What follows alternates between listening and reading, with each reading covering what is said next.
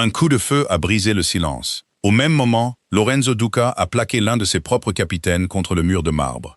Chaque garde armé a instinctivement porté la main à son arme. Pendant un instant terrifiant, tout le monde a cru que l'empire mafieux avait été trahi de l'intérieur.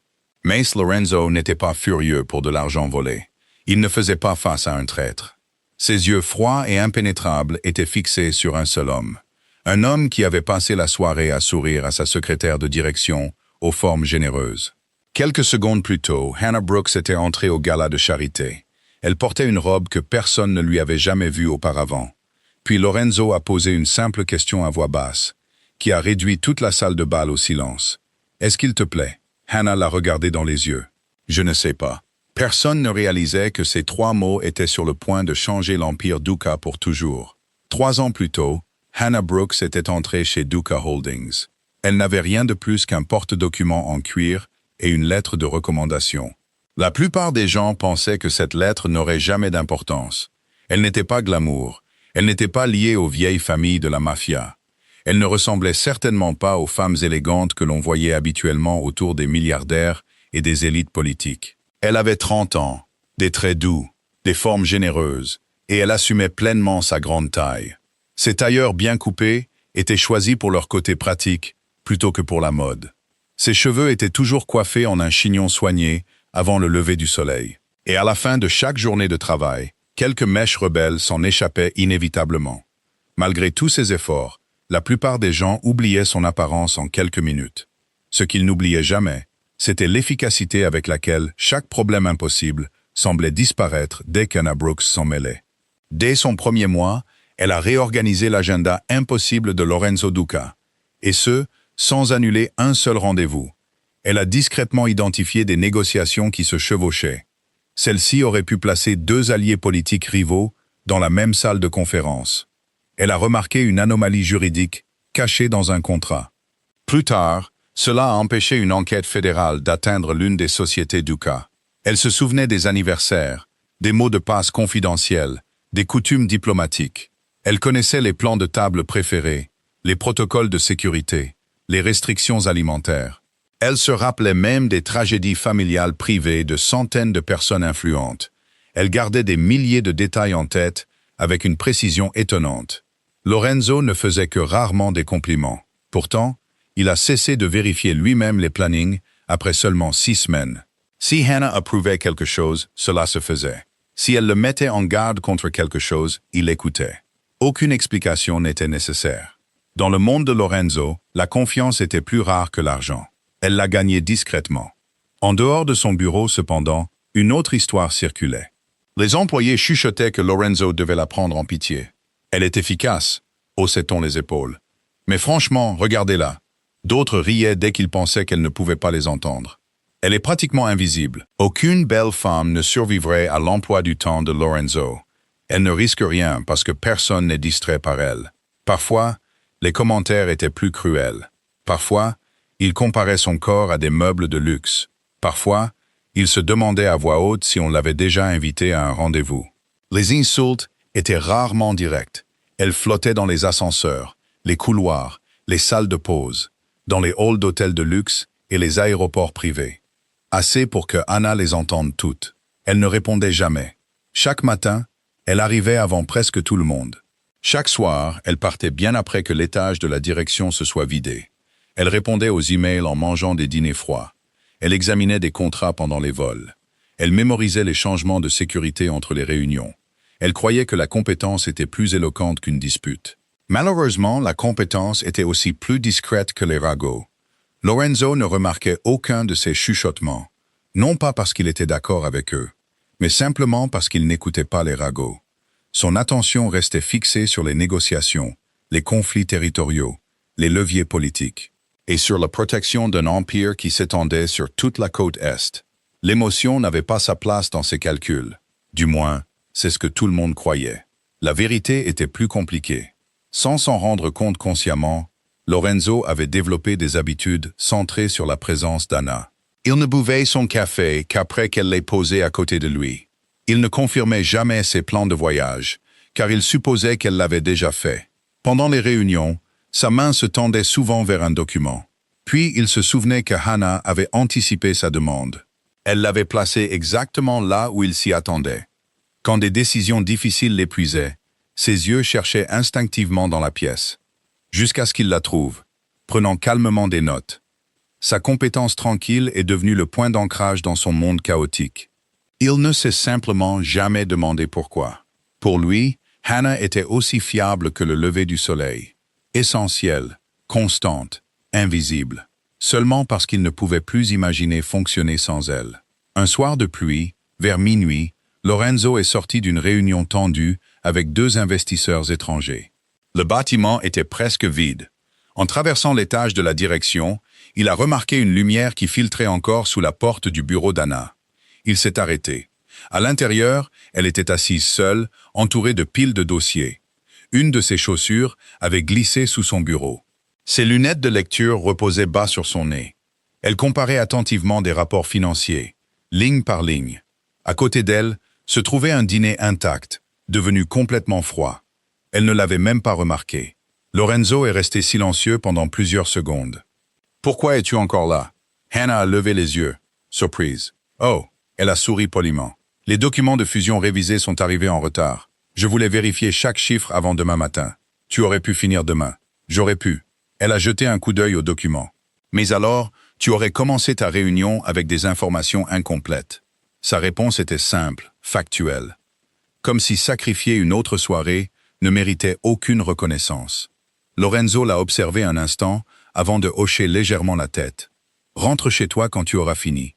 Je le ferai. » Il s'est éloigné. Aucun d'eux n'a réalisé qu'avant d'atteindre l'ascenseur, Lorenzo a ralenti son allure pour des raisons qu'il ne pouvait expliquer. Pour la première fois depuis des années, il a pensé que Hannah Brooks avait passé une autre nuit à protéger son empire pendant que tout le monde dormait. Il a chassé cette pensée presque immédiatement. Il y avait toujours plus de travail le lendemain. Il y aurait toujours Hannah.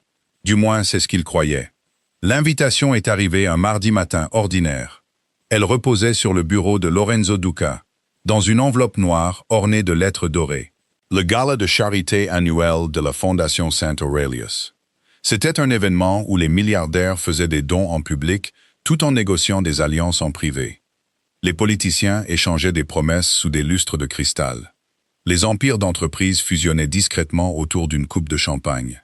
Et les chefs de presque toutes les familles mafieuses influentes de la côte Est y assistaient, sans reconnaître ouvertement les affaires des uns et des autres. Lorenzo a jeté un coup d'œil à l'invitation avant de la glisser vers Hannah. « Tu m'accompagneras. » Elle a levé les yeux de son ordinateur portable. « En tant que votre secrétaire de direction. » Il a hoché la tête. « Des contrats seront finalisés après la vente aux enchères caritatives. Je préparerai tout. » Pour Hannah, c'était simplement une autre mission. Une autre soirée passée debout, en silence, à côté de l'homme le plus puissant de la salle, tout en s'assurant que chaque planning restait impeccable. Elle n'aurait jamais imaginé que cette nuit changerait le cours de sa vie. 3 jours avant le gala, Hannah s'est arrêtée dans une petite boutique de tailleur. Elle était nichée entre une vieille librairie et une boulangerie familiale. La propriétaire, Elena Whitmore, avait près de 70 ans. Elle réparait les tailleurs d'Anna depuis plusieurs années. Contrairement à la plupart des gens, Eleanor ne commentait jamais la taille d'Anna, sauf pour discuter des mesures. Au lieu de cela, elle parlait de tissu, de couleurs, de mouvement, de confiance. Quand Hannah a expliqué qu'elle avait besoin d'une robe de soirée formelle pour un gala d'élite, Eleanor a souri d'un air entendu. « J'attendais que vous me le demandiez. » Hannah a ri doucement. « Vous attendez depuis 3 ans. » Elle a disparu dans l'arrière-boutique avant de revenir avec une housse à vêtements. À l'intérieur se trouvait une robe de soirée d'un vert émeraude profond, simple, élégante, sans paillettes excessives, sans décolleté spectaculaire. La robe épousait les courbes plutôt que de les cacher. Sa taille cintrée se prolongeait naturellement en une silhouette gracieuse. Une silhouette qui célébrait le corps au lieu de s'en excuser. Hannah l'a regardée fixement. Elle est magnifique, elle l'est. Mais elle a hésité. Je ne pense pas que quelqu'un comme moi puisse porter quelque chose comme ça. Elle est la nena, a croisé les bras. Et qu'est-ce que c'est exactement? Quelqu'un comme vous. Hannah a baissé les yeux. Vous savez, je ne suis pas... Elle a cherché le mot familier, en surpoids. Eleanor a secoué la tête. Non. Elle s'est approchée. Vous êtes intelligente. Vous êtes gracieuse. Vous êtes gentille. Vous portez un empire sur vos épaules, pendant que tout le monde juge votre corps. Elle a doucement touché le tissu. Le problème n'a jamais été cette robe. C'est que vous avez passé des années à essayer de devenir invisible. Le silence a rempli la petite boutique. Finalement, Eleanor a souri. Portez-la, pas pour que les gens vous remarquent. Portez-la, parce que vous êtes enfin prête à ne plus vous cacher de ceux qui n'ont jamais mérité votre gêne. Pour la première fois depuis des années, Hannah s'est regardée dans le miroir sans chercher immédiatement ses défauts. Elle a vu une femme, professionnelle, élégante, forte, toujours incontestablement de grande taille, mais qui n'essayait plus de disparaître. Elle a acheté la robe en silence. Le soir du gala est arrivé sous un ciel peint de nuances de violet et d'or. Des véhicules de luxe bordaient l'entrée de la salle de bal historique. Des caméras de télévision attendaient à l'extérieur. Les équipes de sécurité communiquaient par des oreillettes discrètes. À l'intérieur, des lustres de cristal illuminaient des sols en marbre poli. Un orchestre emplissait la pièce d'une douce musique classique. Des parrains de la mafia se mêlaient aux sénateurs. Des dirigeants de la tech riaient aux côtés de producteurs d'Hollywood. Tout semblait civilisé. Tout le monde savait que ce n'était pas le cas. Lorenzo est entré précisément à l'heure prévue. Son smoking noir sur mesure lui allait avec une précision sans effort. Les conversations se sont adoucies, alors qu'il traversait la salle de bal. Le respect le suivait comme la gravité. Quelques pas derrière marchait Hannah. Au début, presque personne n'a regardé à deux fois, puis quelqu'un s'est retourné. Un autre invité s'est arrêté au milieu d'une conversation. Une femme a chuchoté quelque chose à son mari. En quelques secondes, les têtes dans toute la salle de bal ont commencé à se tourner lentement vers l'entrée. Non pas parce que Hannah était devenue quelqu'un d'autre, mais parce que pour la première fois, les gens la regardaient vraiment. La robe émeraude mettait en valeur sa silhouette avec une sophistication discrète. Son maquillage léger soulignait des yeux bruns et chaleureux que des années de fatigue avaient cachés. Ses cheveux, habituellement attachés en un chignon de bureau sévère, reposaient maintenant en douces ondulations sur ses épaules. Elle n'essayait pas d'imiter les mondaines glamours qui l'entouraient. Elle avait l'air authentique, à l'aise, confiante. Même Lorenzo a remarqué le silence qui se propageait derrière eux. Il a jeté un coup d'œil par-dessus son épaule. Pendant un bref instant, il a oublié la conversation qu'il était en train d'avoir. Hannah a croisé son regard. Quelque chose ne va pas? Il l'a observé une seconde de plus que d'habitude. Non. Une pause. Tu es... Il cherchait rarement des mots appropriés pour l'occasion. Elle a souri poliment. Merci. La réponse semblait douloureusement formelle. Pourtant, quelque chose d'inhabituel persistait dans la poitrine de Lorenzo. Il a chassé cette pensée. Des négociations l'attendaient. La soirée s'est déroulée avec une élégance bien rodée. Hannah a géré les plannings, redirigé les donateurs impatients, résolu les conflits de placement, et a discrètement rappelé à Lorenzo des détails confidentiels quelques instants avant chaque conversation. Comme toujours, elle a rendu une logistique impossible en apparence, sans effort. Mais ce soir-là, quelque chose avait changé. Les gens l'approchaient, non pas parce qu'ils avaient besoin d'informations, mais parce qu'ils voulaient lui parler. Un jeune banquier d'investissement a complimenté sa robe. La femme d'un sénateur a loué son professionnalisme. Même plusieurs capitaines de la mafia se sont présentés pendant les moments plus calmes entre les discours. L'un d'eux est resté plus longtemps que les autres. Marco Bellini, 34 ans, un capot respecté, connu pour son intelligence calme plutôt que pour une violence inutile. Contrairement à beaucoup d'hommes de l'organisation, Marco regardait Hannah droit dans les yeux en parlant. Il l'a interrogée sur son travail, ses centres d'intérêt, ses livres préférés. Pas une seule fois il n'a fait de blagues sur son apparence. Pas une seule fois il n'a parlé avec une politesse artificielle. Au lieu de cela, il a écouté sincèrement. Hannah s'est surprise à rire.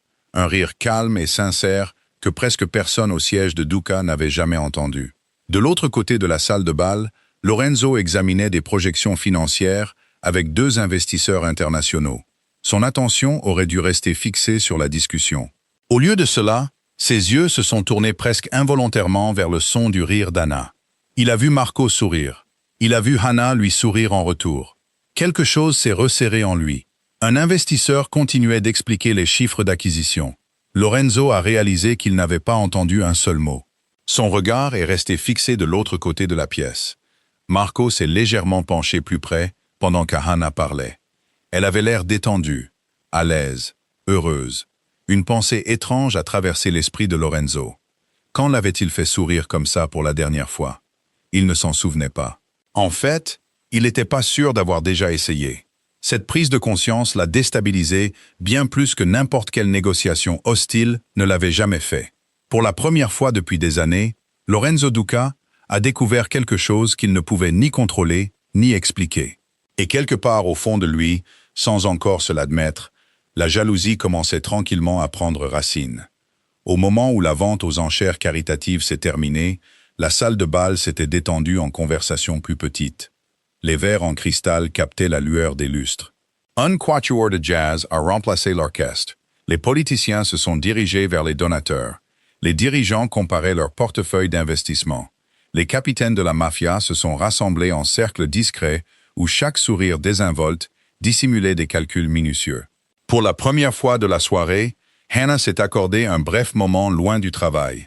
Chaque contrat avait été signé. Chaque document révisé avait été livré. Lorenzo était engagé dans une discussion privée avec 3 gouverneurs influents et plusieurs chefs d'entreprise. Elle est sortie sur le balcon qui surplombait les jardins illuminés. Elle a accueilli l'air frais de la nuit après des heures passées sous les lumières de la salle de bal bondée. Elle a à peine remarqué que quelqu'un la rejoignait jusqu'à ce qu'une voix familière se fasse entendre. « Je me demandais si je vous trouverais ici. » Marco Bellini a souri en s'approchant, portant 2 verres d'eau pétillante. « Je me suis dit que vous méritiez de boire quelque chose qui ne soit pas du café. » Hannah a ri. « Ma dépendance au café est si évidente que ça. Seulement pour quelqu'un qui vous a regardé survivre à un gala de 8 heures sans vous asseoir une seule fois. » Elle a accepté le verre. « Merci. » Pendant quelques instants, ils ont simplement admiré la ligne d'horizon de la ville. Contrairement à la plupart des conversations qu'Hannah avait lors d'événements d'élite, celle-ci ne nécessitait aucune stratégie, aucune négociation, aucun agenda caché. Marco n'essayait pas d'impressionner Lorenzo à travers elle. Il semblait sincèrement intéressé à connaître la femme derrière le titre. « J'ai entendu des histoires sur vous », a-t-il admis. Elle a haussé un sourcil. « J'ai peur de demander. Les histoires décrivent toute une secrétaire impossible qui se souvient de tout. Il m'arrive d'oublier des choses. Je ne crois pas ça. » Elle a souri à nouveau. « J'ai une fois oublié mon propre anniversaire. » Marco a ri. Cela vous rend en quelque sorte encore plus humaine. Les mots l'ont prise au dépourvu. La plupart des gens complimentaient son travail. Très peu reconnaissaient son humanité. À l'intérieur de la salle de bal, la réunion de Lorenzo s'était enfin terminée. Un gouverneur lui a tendu la main. Un autre partenariat réussi. Lorenzo a hoché la tête poliment. Ses yeux ont instinctivement cherché Hannah. Elle n'était pas près des tables de rafraîchissement. Elle n'était pas près de la scène en train de revoir l'itinéraire du lendemain. Elle ne parlait pas avec la sécurité. Son regard s'est déplacé vers le balcon. Elle était là, debout à côté de Marco, riant à nouveau. Le son parvenait faiblement à travers les portes ouvertes. Quelque chose à l'intérieur de Lorenzo s'est resserré avec une familiarité inconfortable. Il s'est dit qu'elle méritait une conversation agréable. Elle travaillait plus dur que n'importe qui. Elle avait tout à fait le droit de profiter de 10 minutes de tranquillité. Alors pourquoi ne pouvait-il pas s'arrêter de la regarder? Un de ses conseillers a posé une question. Lorenzo a répondu automatiquement sans réaliser ce qu'il avait dit. Son attention est restée fixée à l'extérieur. Marco s'est appuyé nonchalamment contre la balustrade du balcon. Hannah avait l'air complètement à l'aise. Lorenzo a réalisé qu'il ne l'avait jamais vue aussi détendue en sa présence. Cette prise de conscience l'a frappé plus fort qu'il ne s'y attendait. De retour sur le balcon, la conversation est lentement devenue plus personnelle. « Que faites-vous quand vous ne sauvez pas l'Empire Duca ?»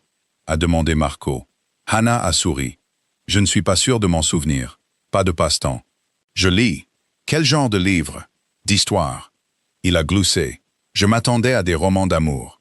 Je préfère les histoires où les gens survivent à des situations impossibles. » Marco l'a regardé pensivement. « C'est peut-être parce que vous en avez vécu une. » Elle n'a pas répondu. Elle n'en avait pas besoin.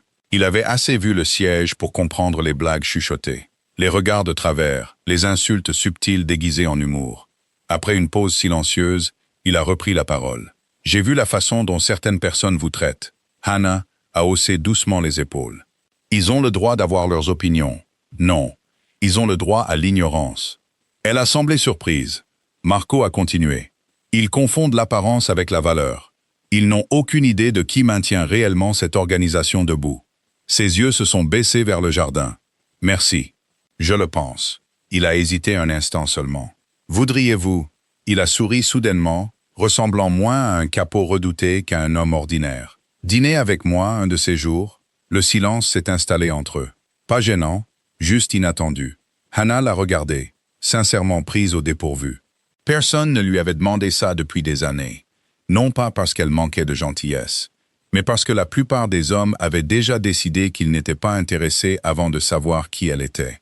Elle a ouvert la bouche pour répondre avant qu'un mot ne s'échappe. Lorenzo, plusieurs gardes à proximité se sont immédiatement redressés.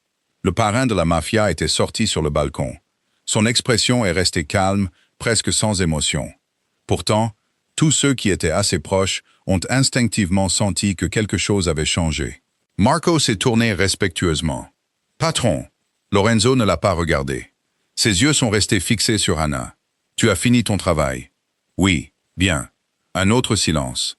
Personne ne parlait. Même la musique de l'intérieur semblait soudainement lointaine. Lorenzo a regardé brièvement Marco, puis de nouveau Hannah. Sa voix est restée basse, contrôlée. Alors, il a fait une pause. « Est-ce qu'il te plaît ?» La question a atterri avec la force d'un coup de feu. Hannah a cligné des yeux. Elle n'était pas sûre d'avoir bien entendu. « Quoi? Est-ce qu'il te plaît ?» Toutes les conversations à proximité se sont arrêtées. Une paire de sénateurs a échangé des regards confus. Plusieurs capitaines de la mafia se sont discrètement tournés vers le balcon. Même les musiciens à l'intérieur semblaient incertains de devoir continuer à jouer. Marco a froncé les sourcils. « Patron !» Lorenzo ne l'a jamais regardé. Son attention n'a jamais quitté Hannah. Pour la première fois en 3 ans, elle ne pouvait pas lire son expression. Il n'y avait pas de colère qu'elle reconnaissait, pas d'inquiétude professionnelle. Seulement quelque chose d'étrangement vulnérable, caché sous un contrôle absolu. Elle a cherché ses mots. Je ne sais pas. Sa réponse honnête est restée en suspens dans l'air. Quelque chose à l'intérieur de Lorenzo s'est brisé. Pas bruyamment, pas visiblement, simplement d'un seul coup. Marco s'est avancé prudemment. « Patron, avec tout mon respect, je demandais seulement à mademoiselle Brooks si elle me permettait de l'inviter à dîner. » Je sais. La voix de Lorenzo était dangereusement calme, et elle mérite ce choix. Je sais. Marco avait l'air confus. Alors pourquoi? Parce que tu pars. Le balcon est tombé dans le silence. Marco l'a regardé fixement. Je suis désolé, j'ai dit. Lorenzo a fait un pas lent en avant. Tu pars. Autour d'eux, des gardes du corps armé ont échangé des regards incertains. Personne n'avait jamais vu Lorenzo se comporter ainsi. Pas pour une conversation personnelle. Marco est resté respectueux. Patron, si j'ai dépassé les bornes, je m'excuse, mais Hannah n'est pas une propriété. Les mots ont résonné sur le balcon. Pendant une fraction de seconde, un silence absolu a suivi. Puis Marco a senti une main puissante saisir le devant de sa veste. Lorenzo l'a projeté en arrière contre le mur de marbre. L'impact a résonné dans la salle de bal. Un agent de sécurité à proximité a instinctivement porté la main à son arme. Un autre garde a à moitié sorti son pistolet. Quelqu'un a accidentellement tiré un coup de feu dans le plafond. Le coup de feu assourdissant a figé tout le monde sur place. Des invités ont crié. Des verres en cristal se sont brisés. En quelques secondes, des dizaines de gardes armés ont entouré le balcon. Ils croyaient qu'une tentative d'assassinat avait commencé. Au lieu de cela, ils ont trouvé Lorenzo agrippant l'un de ses capitaines les plus respectés par le col. Marco ne s'est jamais défendu. Il a simplement regardé, incrédule. « Alors c'est ça », a-t-il dit doucement. La mâchoire de Lorenzo s'est crispée. « Tu ne sais pas de quoi tu parles. » Marco a jeté un coup d'œil vers Hannah, puis de nouveau vers Lorenzo. « Non, je pense », a-t-il dit prudemment. « Que vous le savez enfin. » Lorenzo l'a relâché si brusquement que Marco a trébuché en arrière. Pendant plusieurs longues secondes. Personne n'a bougé. Personne n'a respiré.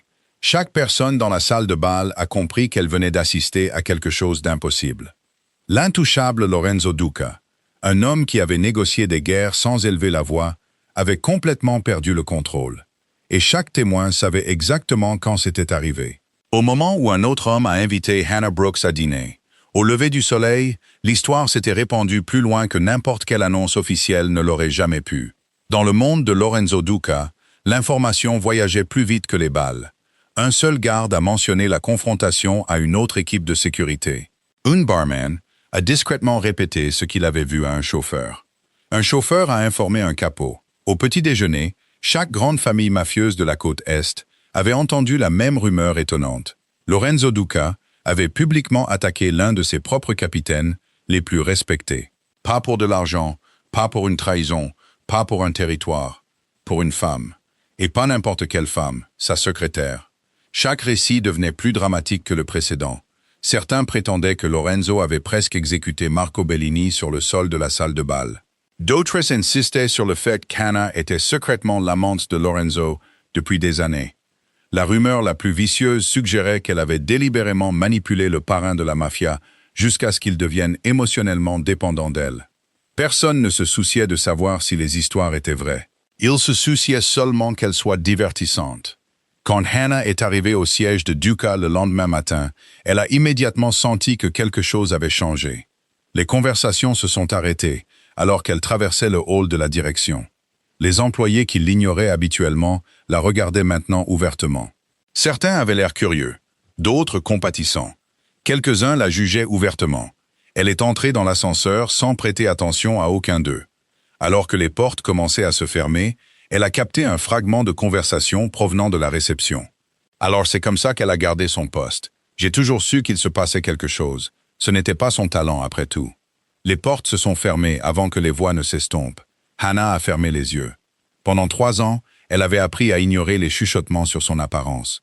Ceci semblait différent. Son professionnalisme, la seule chose qu'elle avait construite avec un effort acharné, était maintenant remis en question. Cela faisait bien plus mal que les insultes sur son poids ne l'avaient jamais fait. Le bureau de Lorenzo était inhabituellement silencieux. Il avait à peine dormi. La soirée précédente se rejouait sans cesse dans son esprit. Le sourire de Marco, le rire d'Anna, sa propre question. « Est-ce qu'il te plaît ?» Puis l'expression sur le visage d'Anna. Pas de la peur, pas de l'excitation, seulement de la confusion. Il l'avait forcée dans une situation qu'elle ne méritait pas. Pour la première fois depuis des années, Lorenzo a eu du mal à justifier ses propres actions. Il ne le pouvait pas. Il avait agi comme un homme jaloux. Cette prise de conscience l'irritait presque autant que le souvenir lui-même. On a frappé à la porte, interrompant ses pensées. Hannah est entrée, portant son emploi du temps du matin, exactement comme elle l'avait toujours fait. « Bonjour, bonjour !» Sa voix est restée parfaitement professionnelle. Aucune accusation, aucune gêne, aucune mention du gala. Elle a calmement passé en revue les rendez-vous.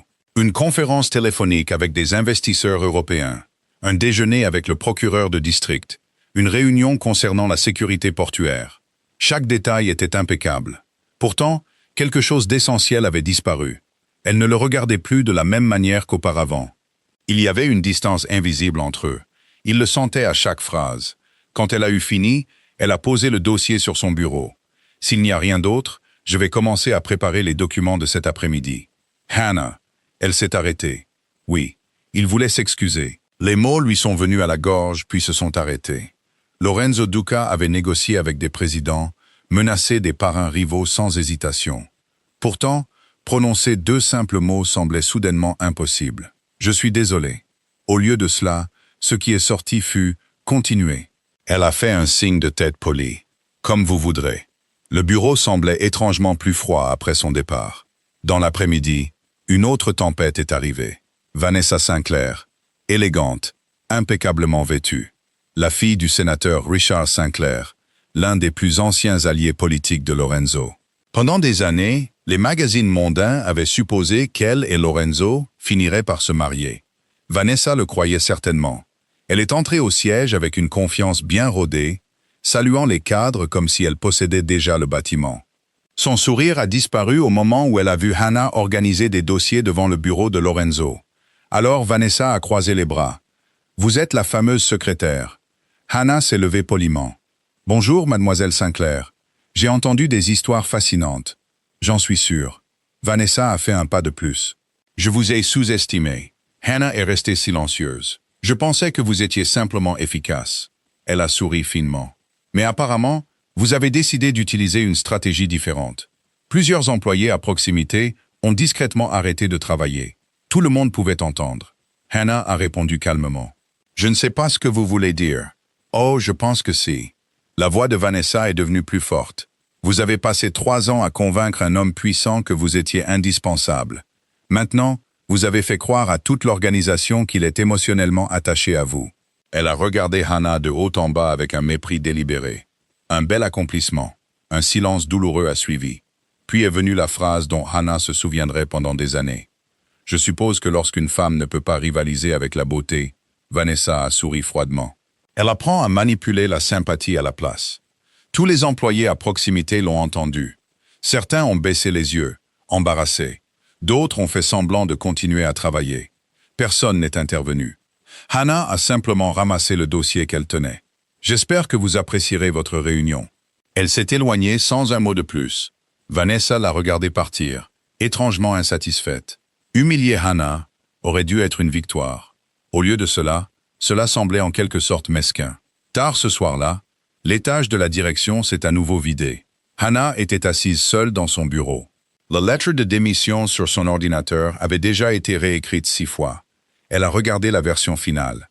Pas de colère, pas d'accusation, seulement de la gratitude. 3 ans de service, une appréciation pour l'opportunité, un souhait pour le succès continu de l'organisation. Elle a signé son nom, plié la lettre soigneusement, l'a placée dans une enveloppe. Puis elle s'est dirigée silencieusement vers le bureau de Lorenzo. Les lumières étaient encore allumées. Elle a frappé doucement. Entrez. Lorenzo a levé les yeux. Elle s'est approchée de son bureau et a posé l'enveloppe devant lui. J'ai terminé les plannings de demain. Ses yeux se sont tournés vers l'enveloppe. Et ceci, ma démission. Silence. Il n'y a pas touché. Je crois que c'est pour le mieux. Pour qui? L'organisation. Elle a parlé d'une voix ferme, bien que ses doigts se serrent l'un contre l'autre. Les rumeurs ne cesseront pas. Les gens croient que votre jugement a été compromis. C'est sans importance. Si, ça l'est. Elle a secoué la tête. Vous avez passé des décennies à bâtir votre réputation. Je ne deviendrai pas la raison pour laquelle quelqu'un la remet en question. Lorenzo a finalement tendu la main vers l'enveloppe. Sa main s'est arrêtée à mi-chemin. Tu penses que je veux que tu partes? Je pense, elle a forcé un petit sourire, que vous méritez quelqu'un dont la présence ne crée pas de problème. Les mots l'ont frappé plus fort que n'importe quelle attaque physique. Quelqu'un de plus approprié. Était-ce vraiment ainsi qu'elle se voyait après tout ce qu'elle avait fait? Après avoir porté la moitié de son empire sur ses épaules silencieuses pendant des années. Hannah, elle l'a regardé. Tu n'es pas le problème. Pour la première fois, de l'émotion est apparue dans sa voix. Une véritable émotion. Elle l'a remarqué, lui aussi. Mais c'était trop tard. Elle a incliné la tête respectueusement. Merci pour tout. Puis elle s'est retournée et s'est dirigée vers la porte. Lorenzo est resté figé. Chaque instinct lui disait de l'arrêter. Ses pieds refusaient de bouger. La porte s'est refermée doucement derrière elle. Le son a résonné dans le bureau avec une finalité insupportable. Des heures plus tard, bien après que l'obscurité se soit installée sur la ville, Lorenzo était assis seul. Une lettre de démission non ouverte restait sur son bureau. Le bureau semblait étranger, trop silencieux.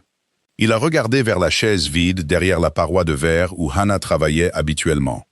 Pas de pile de dossiers organisés, pas de frappe silencieuse, pas de rappel doux de sa prochaine réunion, seulement le silence. Pendant des années, il avait cru que Hannah était simplement une secrétaire exceptionnelle. Maintenant, face à la possibilité de la perdre, il a compris une vérité qu'il avait évitée sans s'en rendre compte. Il n'avait pas peur de réorganiser son emploi du temps. Il n'avait pas peur de remplacer une employée. Il était terrifié à l'idée de se réveiller dans un monde où Hannah Brooks ne se tiendrait plus à ses côtés. Pour la première fois de sa vie, Lorenzo Duca a réalisé que la plus grande menace pour son empire n'était jamais venue des familles rivales. Elle venait de la possibilité qu'il ait reconnu la femme qu'il aimait. Beaucoup trop tard. Lorenzo n'a pas ouvert la lettre de démission d'Hannah cette nuit-là. Il ne le pouvait pas. L'enveloppe est restée exactement là où elle l'avait placée, reposant au centre de son bureau comme une accusation qu'il refusait de lire. Au lieu de cela, il est resté assis seul dans le bureau silencieux de la direction, bien après minuit. Pour la première fois depuis des années, il n'y avait pas de négociation exigeant son attention, pas de famille rivale menaçant son territoire, pas de politiciens attendant des faveurs. Seulement le silence, et une chaise vide devant son bureau où Hannah aurait dû organiser le planning du lendemain. L'absence semblait plus bruyante que n'importe quelle dispute. Incapable de dormir, Lorenzo est entré dans la salle des archives de la direction. Des étagères du sol au plafond contenait des années de rapports, de calendriers, de registres de sécurité, de relevés financiers et de correspondances confidentielles. Normalement, il n'y entrait que pour chercher des preuves contre un ennemi. Ce soir-là, il cherchait quelque chose de complètement différent. Sans bien comprendre pourquoi, il a commencé à ouvrir de vieux dossiers qu'Hannah avait préparés au cours des 3 dernières années. Le premier dossier contenait une fusion qui avait sauvé l'une des compagnies maritimes Duca. Cachée parmi des dizaines de notes de routine, se trouvait une seule phrase de l'écriture d'Hannah. Anomalie comptable, corrigée, avant l'arrivée des auditeurs externes. Aucune autre action requise. Curio, Lorenzo a sorti le rapport financier original. Si elle n'avait pas repéré l'erreur, des millions de dollars auraient disparu dans une enquête. Une enquête qui aurait pu exposer plusieurs entreprises légitimes liées à son organisation. Il a ouvert un autre dossier, un dîner diplomatique, datant de près de 2 ans. Hannah avait discrètement réorganisé le plan de table la veille. À l'époque, Lorenzo n'avait jamais demandé pourquoi. Maintenant, il découvrait la réponse. 2 donateurs politiques rivaux avaient été placés l'un à côté de l'autre sans le savoir. Leur dispute publique aurait détruit des mois de négociations délicates. Hannah l'avait empêché sans mentionner son intervention. Un autre dossier, une autre découverte. Un protocole de sécurité modifié après qu'elle ait remarqué un calendrier de maintenance inhabituel près de l'un des entrepôts de Lorenzo. Le changement a plus tard empêché une tentative d'embuscade. Aucun rapport ne lui en attribuait le mérite. Elle avait simplement écrit « Risque potentiel éliminé, rien de plus ». Dossier après dossier révélait le même schéma. Elle n'a jamais cherché les éloges, n'a jamais demandé de promotion, n'a jamais rappelé à personne ce qu'elle avait empêché. Elle résolvait simplement les problèmes, avant qu'ils ne deviennent des désastres. Lorenzo s'est lentement adossé à sa chaise. Il avait bâti un empire en reconnaissant la loyauté. Pourtant, d'une manière ou d'une autre, la plus grande loyauté à ses côtés était devenue si constante qu'il avait cessé de la remarquer. L'après-midi suivant, Lorenzo a convoqué tous les directeurs de département dans la salle de conférence de la direction. Sans explication, il a posé une seule question. « Dites-moi quelque chose qu'Hannah Brooks a fait pour cette organisation. » Au début, personne n'a parlé, puis les réponses ont commencé. Le directeur des ressources humaines a admis que Hannah avait personnellement payé le vol d'urgence d'un employé pour rentrer chez lui après que son père ait eu une attaque. Le responsable de la comptabilité a révélé qu'elle restait souvent tard pour aider les jeunes employés à corriger leurs erreurs avant les examens financiers, pour qu'ils ne perdent pas leur emploi. Le chef de la sécurité a avoué que Hannah se souvenait des noms de l'épouse et des enfants de chaque garde. Elle envoyait des fleurs lorsque des membres de la famille décédaient. Elle organisait des livraisons de repas chaque fois que des agents étaient blessés. Même Marco Bellini, dont la confrontation avec Lorenzo avait déclenché tout le scandale, a tranquillement ajouté sa propre observation. Elle traite tout le monde avec dignité, peu importe leur rang, peu importe comment ils sont traités. La pièce est retombée dans le silence. Un cadre a finalement dit la vérité, que tout le monde avait négligé. Nous comptions tous sur elle. Nous avons juste oublié de la remercier. Lorenzo a fermé les yeux brièvement. Il comprenait maintenant. Il n'était pas tombé amoureux de Hannah à cause d'une belle robe. Il était tombé amoureux au fil de milliers de jours ordinaires. Il l'avait simplement reconnue bien trop tard. 3 jours plus tard, le rassemblement annuel de tous les alliés de Duca remplissait la grande salle de bal du Palazzo Imperiali. Capitaines de la mafia, gouverneurs, lobbyistes fédéraux, investisseurs internationaux, dirigeants d'entreprises. Toutes les personnes importantes avaient accepté l'invitation. Le récent scandale restait le sujet de conversation favori de la soirée. Des chuchotements ont suivi Hannah dès son entrée. Elle portait une autre robe élégante, bien que nettement plus simple que la robe émeraude du gala. Sa démission n'avait pas encore pris effet. Elle assistait que parce que le professionnalisme l'exigeait. Elle avait l'intention de partir discrètement une fois les annonces formelles terminées. Vanessa Sinclair avait d'autres plans. Alors que la soirée atteignait son apogée, elle a pris le micro avec une confiance sans effort. Après avoir remercié les invités, elle a souri en direction d'Hannah. « Ce soir, nous célébrons la loyauté. » Elle a fait une pause dramatique. Alors peut-être devrions-nous aussi célébrer une chance remarquable. Plusieurs invités ont échangé des regards mal à l'aise. Vanessa a continué. Après tout, elle a regardé directement Hannah. Tout le monde ne gagne pas son influence par le talent. Certaines personnes ont simplement la chance de se tenir aux côtés d'hommes puissants. Quelques rires gênés ont résonné dans la salle de bal. Vanessa a porté le coup de grâce avec un mépris tranquille. En fin de compte, elle n'est toujours qu'une secrétaire. Le silence s'est installé dans la pièce. Hannah a baissé les yeux. Elle avait déjà enduré des insultes. Elle en survivrait à une de plus. Elle s'est légèrement tournée, se préparant à partir, avant que l'humiliation ne s'aggrave. Puis des pas ont résonné sur la scène. Lorenzo Duca s'est avancé. Il ne tenait qu'un seul objet dans sa main, une enveloppe. Tout le monde l'a immédiatement reconnu. La lettre de démission d'Anna. Sans dire un mot, Lorenzo s'est arrêté à côté d'elle. Il a regardé l'enveloppe pendant plusieurs longues secondes. Puis, devant des centaines d'invités stupéfaits, il l'a lentement déchirée en deux, puis en quatre, puis en minuscules morceaux. Les fragments ont flotté sur le sol poli comme de la neige qui tombe. Un silence absolu a rempli la salle de bal. Lorenzo a finalement parlé. Sa voix était calme, posée, assez puissante pour qu'aucun micro ne soit nécessaire. Elle ne se tient pas à mes côtés, parce qu'elle travaille pour moi. Tous les yeux sont restés fixés sur lui. Elle se tient à mes côtés, parce que personne dans cette pièce n'a gagné ma confiance comme elle l'a fait. Il s'est tourné vers Hannah. Les émotions ont adouci l'expression d'un homme que beaucoup croyaient incapable de tendresse. J'ai bâti un empire en croyant que la force venait de la peur. Il a souri faiblement. Tu m'as appris qu'elle vient de la loyauté. Son regard a balayé lentement l'audience. Si l'un d'entre vous croit qu'Hannah Brooks est indigne de respect, il a doucement pris sa main. Elle l'a regardé, complètement incrédule. Il l'a tenue avec une certitude tranquille. Alors vous n'êtes plus digne de la mienne. Personne n'a parlé. Puis Marco Bellini s'est levé le premier. Il a applaudi lentement avec une sincérité indéniable. Un capot après l'autre s'est levé, puis les gouverneurs, puis les cadres, puis chaque employé à l'intérieur de la salle de bal. En quelques secondes, la salle a tonné d'applaudissements. Certains souriaient, d'autres essuyaient des larmes inattendues. Vanessa est restée figée.